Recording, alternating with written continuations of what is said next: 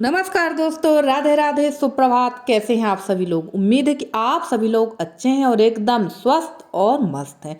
मैं भी अच्छी हूँ और ठीक हूँ।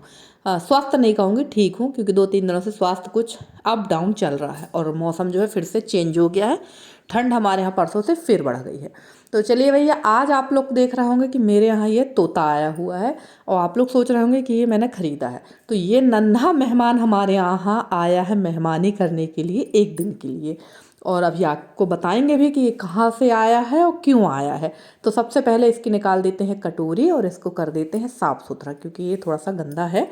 और इसको साफ़ कर देते हैं और फिर इसको कुछ खाने को देते हैं। तो चलिए, सबसे पहले यहाँ पे मैंने इसकी सफाई कर दी है पिंजरे की, और खाने को दे देंगे, क्योंकि जो पक्षी होते हैं वो सुबह से ही कुछ ना कुछ खाने लगते हैं। उनकी ये हैबिट होती है, पक्षी हो चाहे पशु हो। तो चलिए, यहाँ मैं इसको दे रही थी बिस्किट। और ये जो है ना, ये है हमारे चाचा के यहाँ का तोता, यानी सामने वाले चाचा के यहाँ तोता। वो लोग गए हैं छोटी वाली गुड़िया का मुंडन कराने के लिए, यानी आद्या का मुंडन कराने के लिए गए हुए हैं। तो वो तोता को सुबह से यहाँ दे गए थे और चाचा लोग निकल गए थे वही 6:30-7 बजे करीब। तो मैंने इसको ले लिया है। पर भाई, कहते हैं ना, पशु हो, इंसान हो या फिर पशु पक्षी हो, वो अपने मालिक को बहुत अच्छी तरह से पहचानते।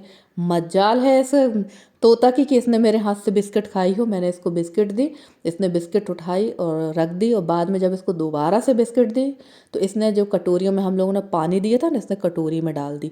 दाल चावल बिल्कुल भी नहीं खाया। फिर बाद में इसने दोपहर टाइम 1-2 बेर खाई थी, सलोनी थी, वो मैंने दी, वो खाई।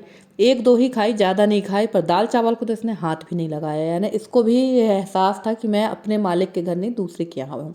फिर भी जो हमारे यहाँ मतलब जवाबदारी से देके गए थे, तो मैंने इसकी व्यवस्था बढ़िया की। और सोच भी रही थी कि इसको नहला दूँ, पर मौसम सही नहीं था तो नहलाया नहीं। क्योंकि हमारे यहाँ ना, जब हम लोग पुराने घर में रहते थे तो हमारे यहाँ एक तोता था, वो पला हुआ था। तो मेरी सास उसको नहला देती थी। जैसे ही मौसम थोड़ा सा सही होता था ना, तो उसके ऊपर पानी डालते थे, और जैसे ही पानी डालते थे तो पानी के नीचे आके अपने पर फड़फड़ाने लगता था। और यहाँ पूरा अव्यवस्थित फैला हुआ है। जो खोल मैं बना रही हूँ वो सारे अव्यवस्थित ऐसे ही एक जगह रखती जा रही थी।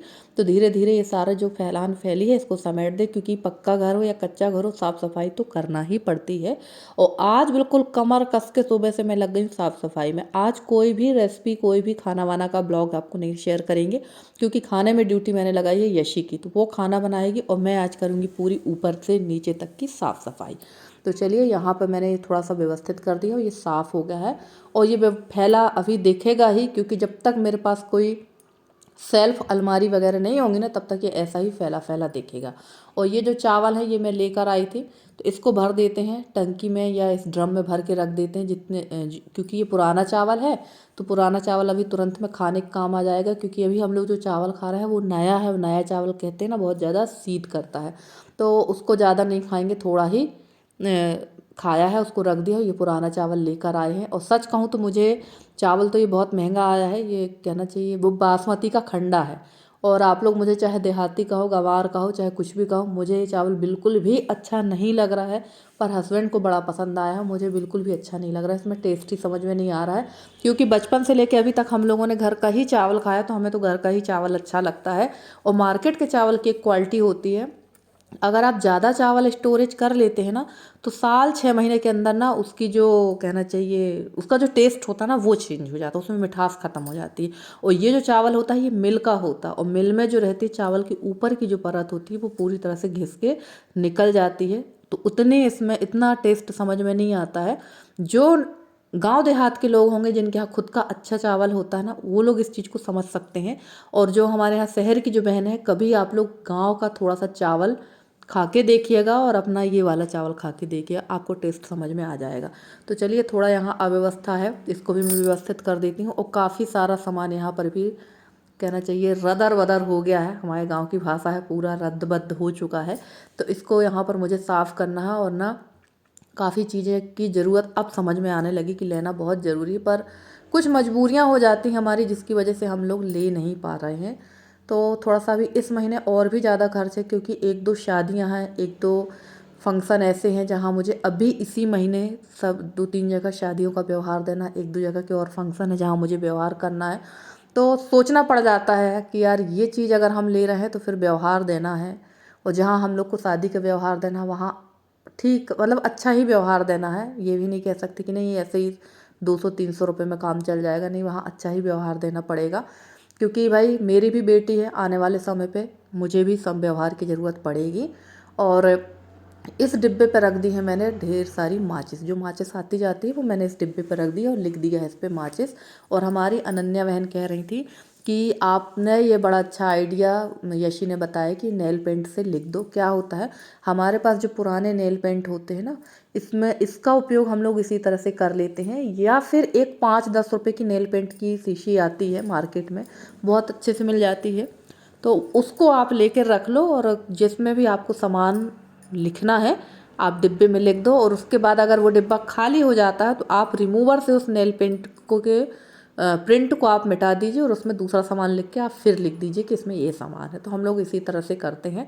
तो चलिए, यहाँ ये सब सामान मैं व्यवस्थित कर रही थी। ये डिब्बे वगैरह जो धुले हैं कुछ, उसका भी सामान मुझे रखना है। एक दिन पहले यहाँ से डिब्बे मैंने निकाले, तो जो डिब्बे धीरे धीरे गंदे हो रहे हैं वो निकालती जा रही हूँ, और जो मैंने निकाले थे पहले से उनको भी व्यवस्थित रखती जा रही हूँ। तो ये देखिए 2 डिब्बे फिर निकाल लाई हूँ।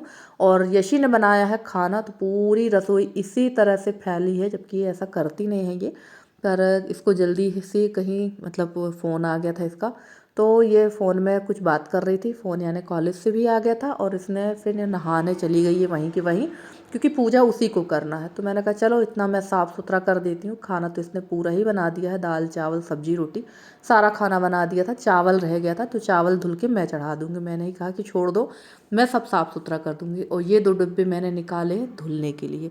और ना घर गृहस्थी के काम ना बहुत ज़्यादा होते हैं। हम बाहरी कामों के लिए काम वाली लगा सकते हैं, पर अंदर के काम तो हमको खुद ही निपटाना पड़ेंगे।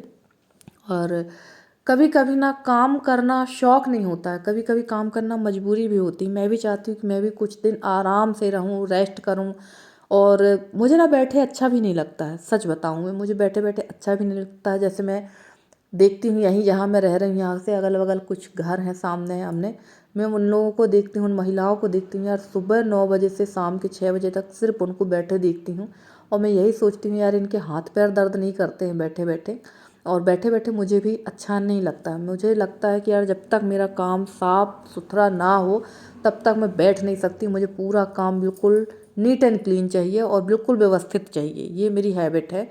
और मैं सुबह टाइम, चाहे मुझे दिन को 2 बज जाए 3 बज जाए, मैं पूरा काम करके ही आराम से बैठती हूँ। और काफ़ी बार मैंने बताया कि मैं शाम टाइम के लिए बहुत कम ही काम रखती हूँ।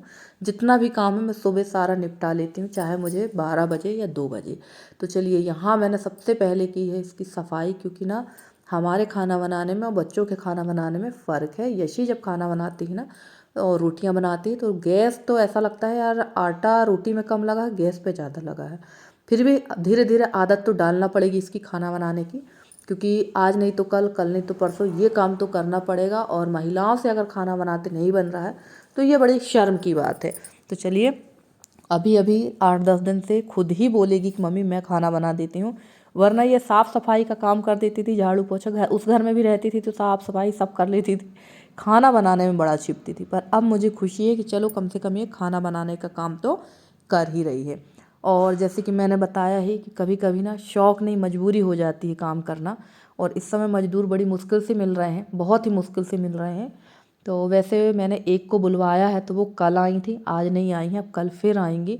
और काम ना कम से कम हमारे पास अभी 8 दिन का काम है। सबसे बड़ा काम है मुझे भूसा मंगाना है उस घर से। तो देखो कब क्या होता है, क्योंकि जिनको मैंने बुलाया उनने भूसा लाने से तो मना कर दिया है कि वो भूसा का काम नहीं करेंगे, बाकी का काम कर देंगे। तो ठीक है, फ़िलहाल अभी जो काम करेंगी ना वही काम करवा लेंगे, क्योंकि वो भी बहुत ज़रूरी काम है जो कराना है। और वो भी काम, जो मज़दूर होते हैं वो काम तो करते हैं, पर उनको भी सारी चीज़ें जब आप दोगे, उठाओगे, रखोगे तभी वो काम करते हैं।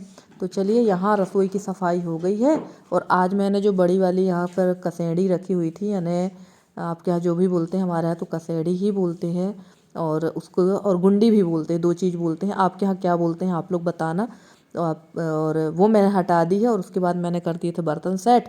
और आ गई हूँ अब मैं इसको घिसने के लिए, क्योंकि एक दिन पहले ही पीने वाले पानी के जो बर्तन है ना वो मैं सब साफ़ सुथरे करके यहाँ पर सेट कर देती हूँ, क्योंकि नल आ जाते हैं सुबह 5:30 बजे। तो यहाँ पर नल आ जाएंगे 5:30 बजे, तो मैं सारी व्यवस्था एक दिन पहले ही करके रख लेती हूँ। और ये जो ब्लॉग है ये है गुरुवार के दिन का, क्योंकि कल मेरा कोई भी कल मेरा कोई भी ब्लॉग नहीं आया था, सॉरी बुधवार के दिन का है, कल मेरा कोई ब्लॉग आया नहीं था। और गुरुवार के दिन आना थे नल। हमारे यहाँ एक एक दिन के अंतर में नल आते हैं, और आज शुक्रवार तो आज नल नहीं आएंगे, कल आएंगे नल यानी शनिवार को। और 5:30 बजे नल आ जाते हैं, तो मैं एक दिन पहले ही सारे पीने वाले जो बर्तन होते हैं जो खाली हो चुके होते हैं उनको धुल धुला के रख देती हूँ। और ये जो कहना चाहिए कसेड़ी है ना, ये काफ़ी दिनों में खाली हो पाती है। 3 दिन पानी इसका आराम से चल जाता है, क्योंकि इसमें जो मेरी स्टील की आपने गगरी देखी ना, उस गगरी से 4 गगरी 4.5 गगरी पानी इसमें आता है। तो ये 2 दिन में खाली हो पाती। तो मैं इसका उपयोग पीने के लिए कम करती हूँ। इसका उपयोग जैसे खाना बनाना है, सब्जी बनाना, चावल धुलना, इनमें ज़्यादा उपयोग करती हूँ। पीने के लिए जो स्टील की गगरी हैं उनका उपयोग करती हूँ। और अब मैं भरने लगी हूँ 2 डिब्बे जो मैंने धुल के रखे थे, वो 2 डिब्बों में ढक्कन लगा के उनको भी भर के रखने लगी हूँ, क्योंकि अब धीरे धीरे गर्मी आएगी और पीने का पानी तो ज़्यादा चाहिए ही।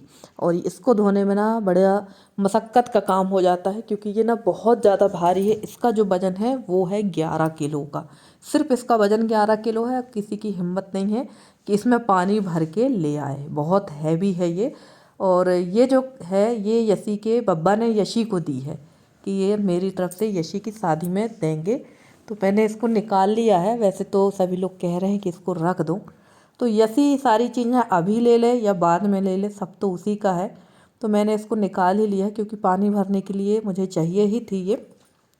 और पुराने वाले घर में इतनी व्यवस्थित रख नहीं पाती है, इसलिए मैंने इसको यहाँ निकाल लिया है। और बड़ी टंकी है मेरे पास जिसको मैं धुलूँगी, वो भी आप लोग के साथ शेयर करूँगी। तो पहले मैं उसी में पानी भर के रखती थी, पर अब वो मैंने रख लिया है चावल वगैरह भरने के लिए, तो उसमें चावल वगैरह भर के रख देंगे। और ये जो है ये पानी भरने के ही काम में आएगी, क्योंकि यहाँ पर इसमें चावल वगैरह भर के रख नहीं सकते हैं। और मेरे ससुर जी ने ये खरीदी थी, और जब से ये रखी ही है, तो मैंने सोचा चलो आखिर एक पीढ़ी तो ये रखी ही रह गई है, कम से कम इसका उपयोग कर ही लें। हमारे समय पे भी ये रखी रह जाएगी, और हमारे बच्चे कुछ समय बाद कहेंगे यार ये बहुत हैवी है, जगह ज़्यादा घेर रही है, इसलिए इसको अलग करो। तो जब तक हम हैं तो उपयोग ही कर लेते हैं। उसके बाद आ गई थी मैं यहाँ गेहूँ फैलाने के लिए।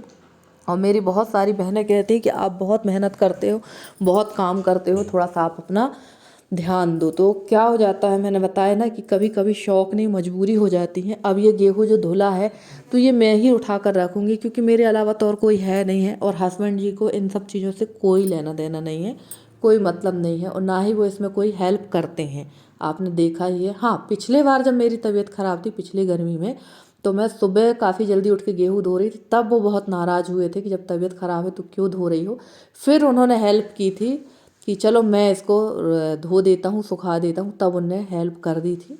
और ऐसा नहीं है, अगर मैं उनसे बोल देती तो करने को तो कर देते, पर ये है कि उनके पास भी ढेरों काम हो जाते हैं। मैं ये नहीं कहती कि नहीं वो करते नहीं हैं, भाई बाहर के भी उनके काफ़ी काम हो जाते हैं, खेती का है और उनका खुद का LIC है, काम धंधा है, वो भी देखना ज़रूरी है। अगर वो घर गृहस्थी के काम कराने लगेंगे तो फिर वो बाहर के काम नहीं कर पाएंगे।